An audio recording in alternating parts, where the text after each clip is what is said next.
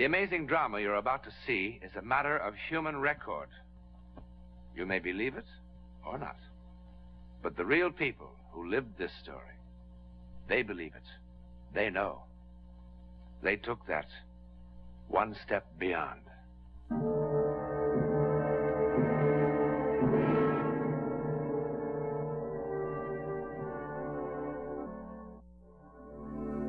She was standing right here! I saw her! It was no hallucination.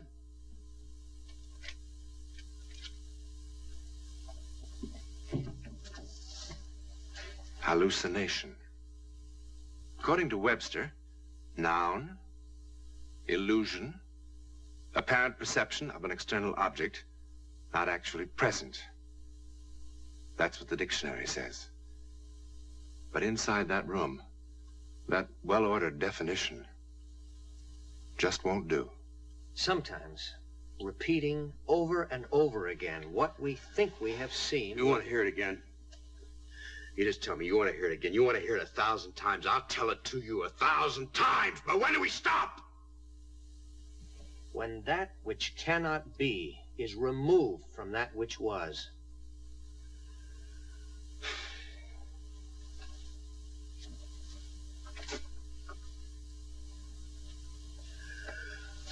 Okay, Doctor. Same story. 6 weeks ago, I was released from a sanitarium for chronic alcoholism. I went to Nevada to find my wife. She was getting a divorce.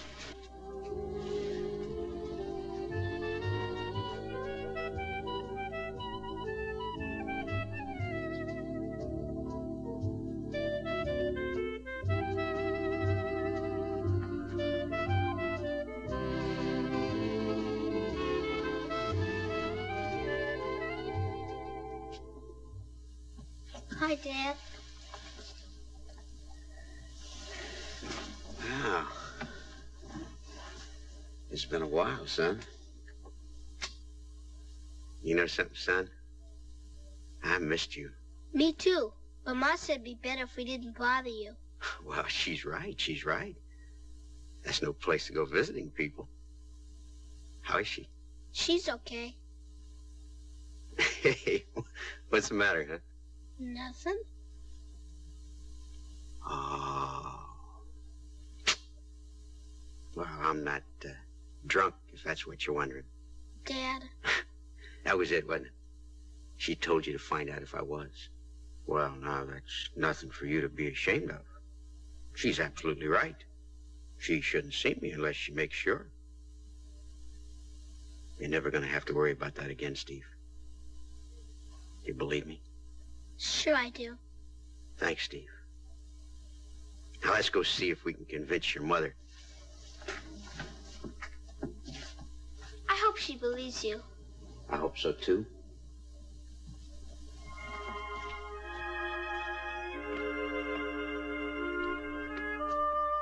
Hey.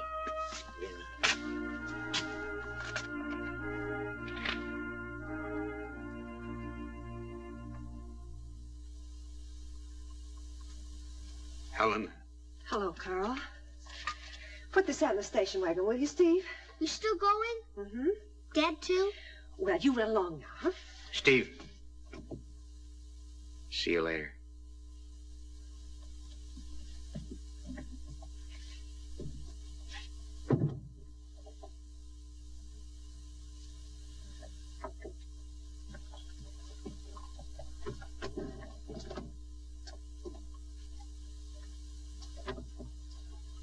How'd you like the flowers? They're lovely. It's a much bigger bouquet than last time.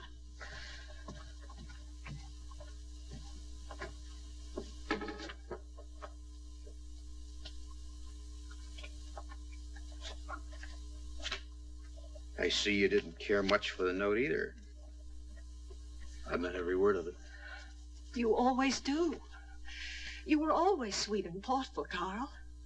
Except when I was drunk and looking for somebody to punch. I just can't help it anymore. I used to be able to forget, but now I can't. Why did did you come all the way out here? The answer is no. Helen? No, Carl, absolutely no. See, all the other times you were away, I used to be able to think of you the way you were when we first got married. The good times. But this last time, all I could see was you drunk and shouting and fighting and those two policemen, the way they looked at me. Carl, I've just forgiven and forgotten so many times that it's just all gone out of me. The forgiving and the forgetting. I can't, that's all, no. Helen, I don't want you to forget. Carl, what you're doing is not fair to any of us. You're upsetting Stevie and... Listen to me, Helen. I want you to remember. We've both got to remember just how terrible it was. Because that's what's going to keep it from happening again. I can't go through this again, Carl. I just can't.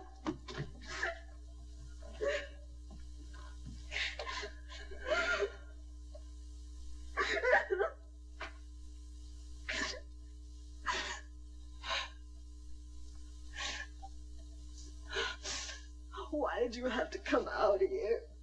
Why couldn't you just leave us alone? Helen, you remember where they put me the last time? It was pretty awful. I was never so scared my whole life. Not even when I was a little kid. Oh, I hated you for letting them put me there. Well, what was I supposed to have done? I hated you at first. But I'm grateful now. You gave me a lot of time to think. And when I got out, I realized that I'd never take another drink as long as I lived. But how do you know? Because now I know what made me drink. It was fear. Fear? Of what? You had a wonderful job, and we had Stevie. You knew how much I loved you. And I was afraid that I wasn't good enough for you. That doesn't make much sense, I guess. How can I make you understand? Well, I drank to forget the fear. And when I was drinking, I really wasn't good enough for you.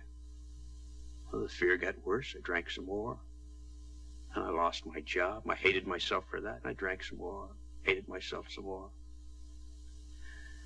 And all the time I was afraid.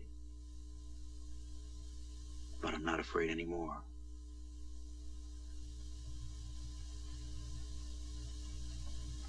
Take me back, Helen.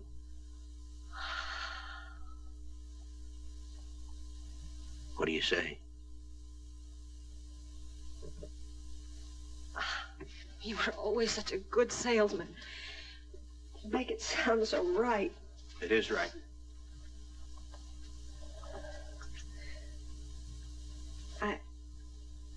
I want to think about it.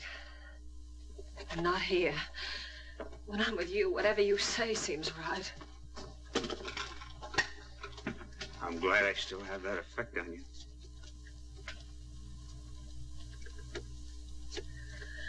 I promised Stevie I'd take him sightseeing this afternoon. Can I go with you? No, we'll be back before supper. While you're deciding, would you wear this? I'll never put that ring on again, Carl, unless I mean it. If it is no, I promise I won't argue. Thanks, Carl. Just in case it is no, I want you to remember this. I do love you.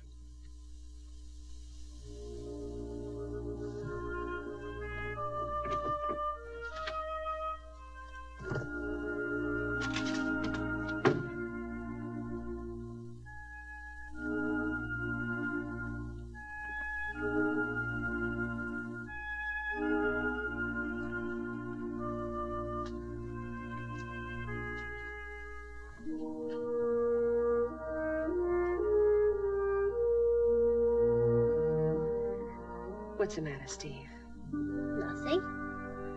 You don't sound like nothing's the matter. It's not your fault, Mom. What is it? That I don't enjoy anything as much as I did when... No, I don't know. When what? When I was a little kid, I guess. Now, that's not what you meant, is it? You mean that nothing's as much fun without your father. Isn't that what you're trying to tell me? Maybe I feel the same way. Maybe? Maybe. When are you going to decide? I don't know. Why not? Because it isn't that easy. It is to me. You want to, don't you? Oh, yes, I want to. But, I thought we came out here to look at a silver mine. Wasn't that the general idea? Come on. Hey, wait a minute. You're going to need your flashlight.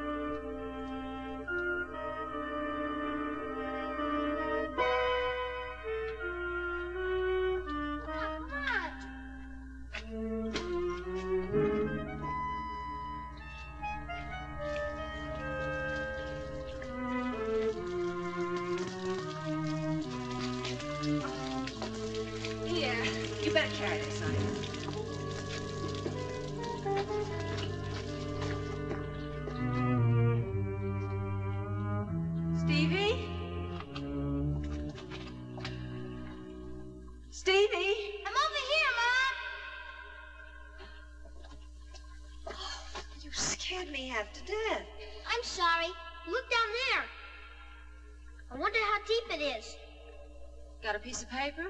Piece of paper's no good. Use a rock.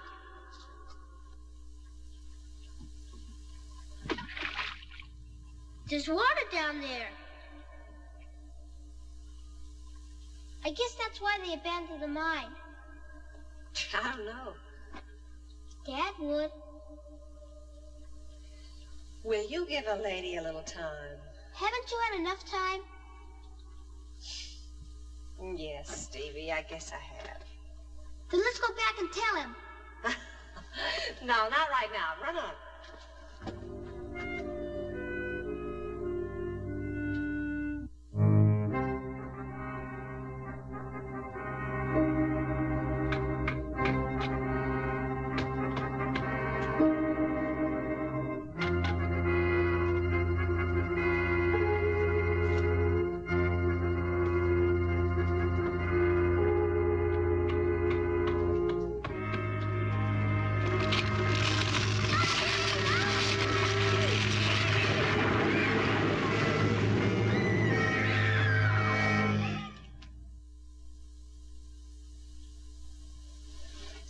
Helen?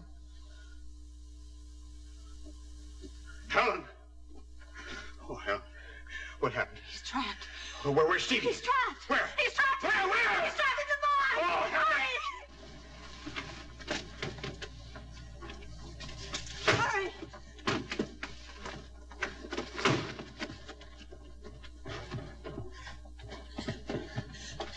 Hurry. There. He's underneath. No, over there. There. Where? Right here, hurry.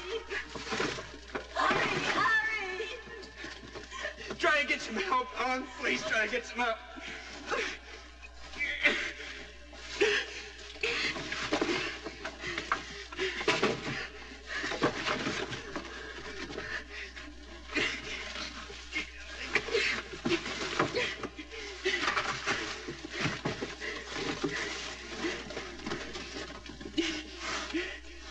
Stevie. Stevie, boy, you in there, boy? Stevie.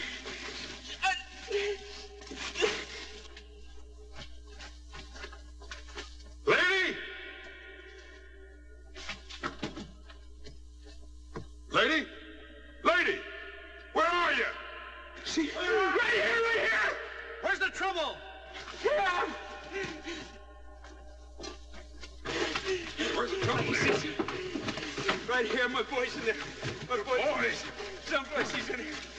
His voice. Stevie. it. Take it easy. Watch it. I see him. I see him. He's gone. Can you get through? I got him. Try. Stevie. Stevie. Stevie. Stevie alive. Stevie. Stevie. Oh, Stevie. Watch it. Go get him up. I'll take him. Oh. I got him. Watch. Oh, I see. Let him through. Pardon me. Oh. Get him. Help him. Get mercy. Here. Get me. Don't shoot me. Oh, Stevie. Stevie. Okay. Mom! Mom! Mom! What's the matter? Hey.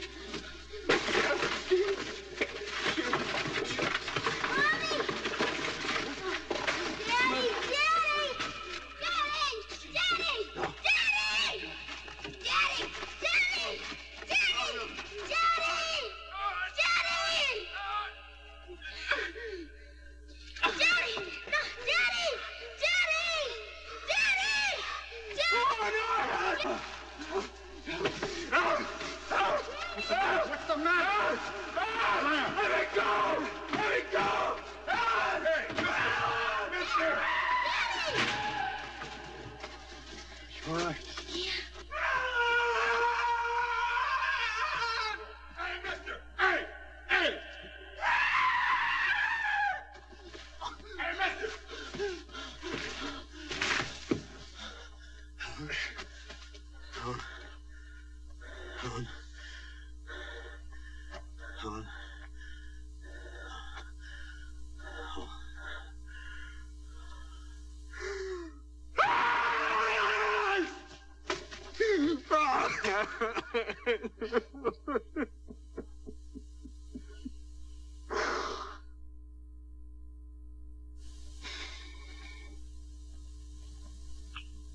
Well, that's it. That's it. Not quite. Your wife died instantly when that mine collapsed, Mr. Archer. That's a medical fact. Go ahead, state the other medical fact. Tell me I'm out of my mind. There's nothing wrong with your mind. But there are certain facts you have to face. For instance, do you have any idea how your wife got from the mine to the motel? Her station wagon never left that mine. You know that, don't you? It was an extremely hot day. You were fatigued from the long drive, and you were under considerable emotional stress. Now, isn't that true? Isn't that true? Yes, yes, yes. Your wife was gone longer than you thought she would be. You were worried that perhaps she would never come back, so you invented reasons why she was gone. I saw! She was standing right here! Come on.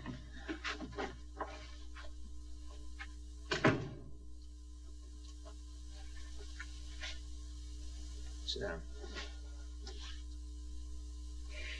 You saw what you wished to see. You have to believe that. The mirage is quite real to the man who's dying of thirst, you know. I didn't wish for that mine to cave in. How could I have known about that?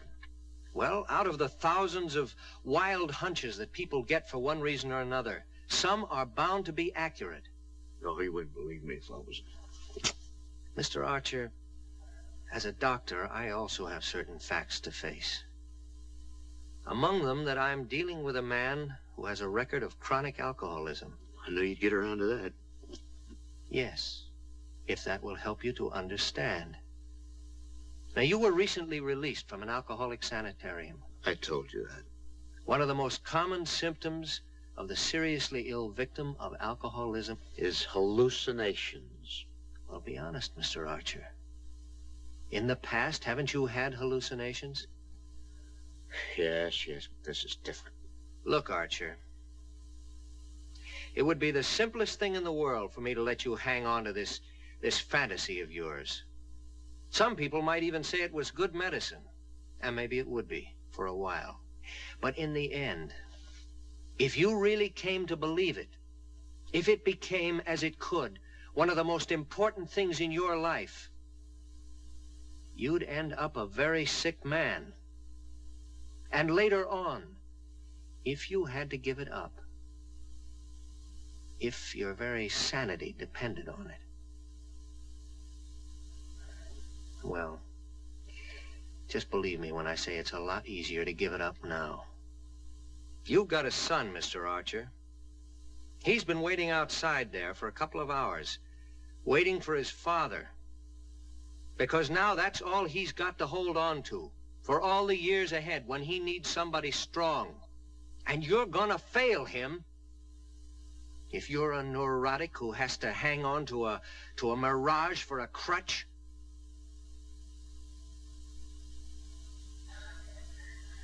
I'm sorry I had to say it that way. Oh, don't be.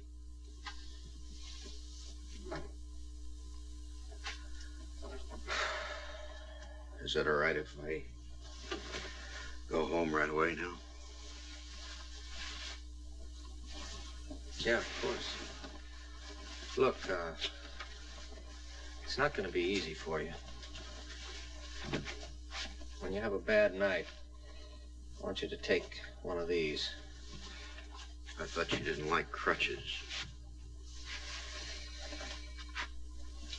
They're all right if they wear off in a couple of hours.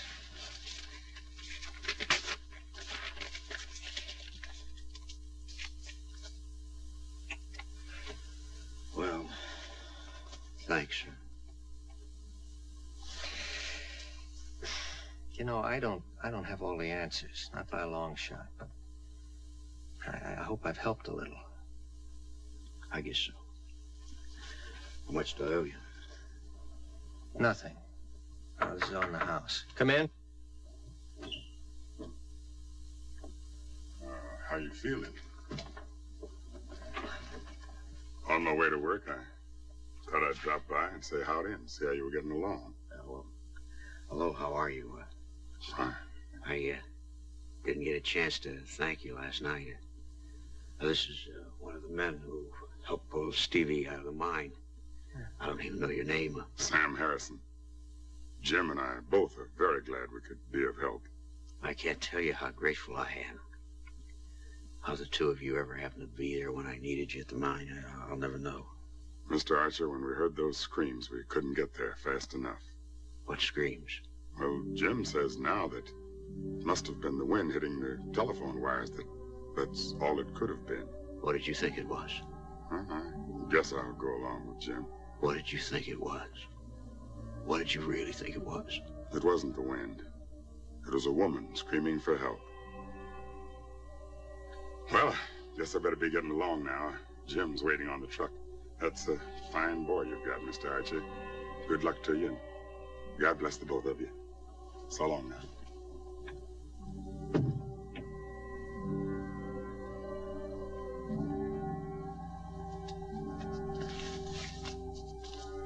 I don't think I'll need these.